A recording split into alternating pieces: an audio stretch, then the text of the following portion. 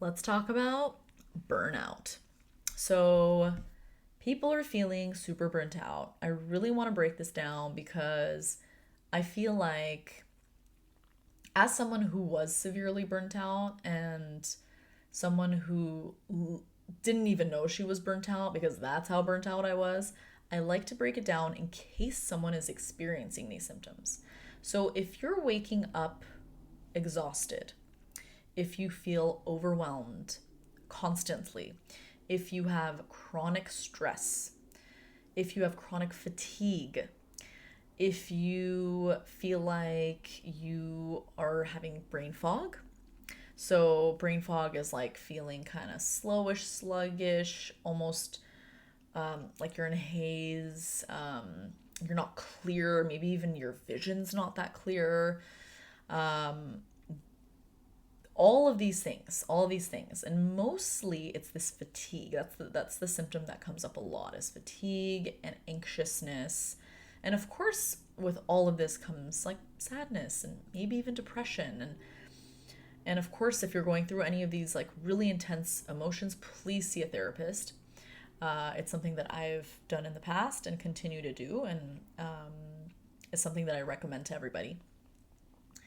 And as a burnout recovery coach, I have a whole system that helps people go through everything that they're going through, because all of these things that you're experiencing, and again, like, burnout can be confusing. You're kind of like, you have the pedal to the metal, you're running super fast, and it's hard to assess exactly what's going on.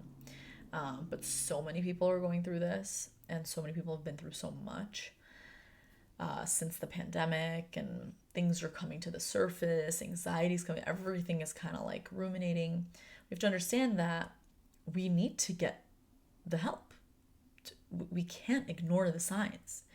If you're a mom who's just like totally run down, you need to get help. You have to assess and understand that you can't be there for your kids unless you're there for yourself.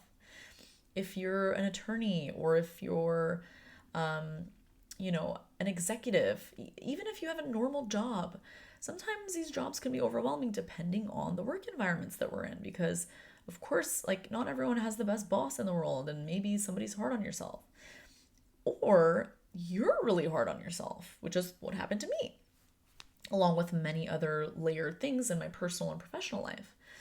But all of this plays into this layering of what is known as burnout, and almost feeling like you just don't have the motivation anymore. You just can't do it anymore.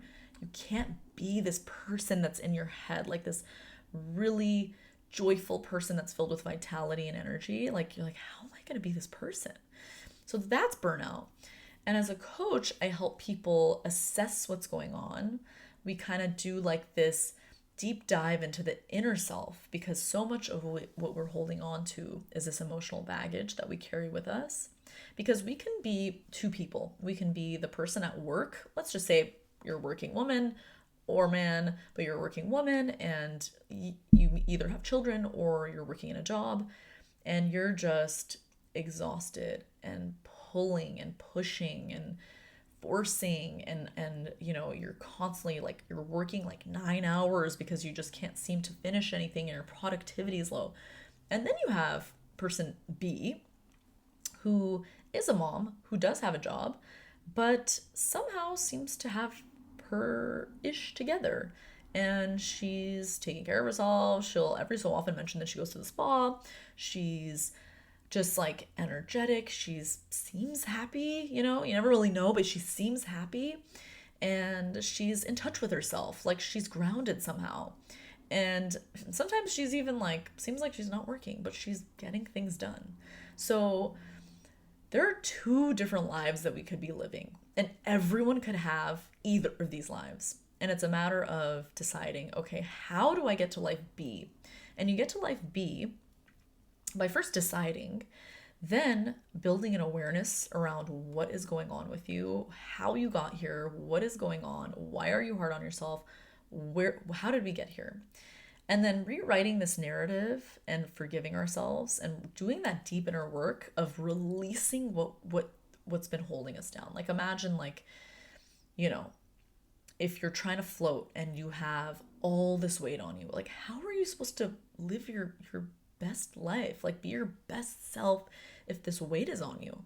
So really getting into the deep wounds there, and of course, like there's a lot of trauma that we hold on to. And while I personally don't do any trauma related work, a lot of the things we discuss are related to certain traumas. So, and then we have different like somatic exercises that we do.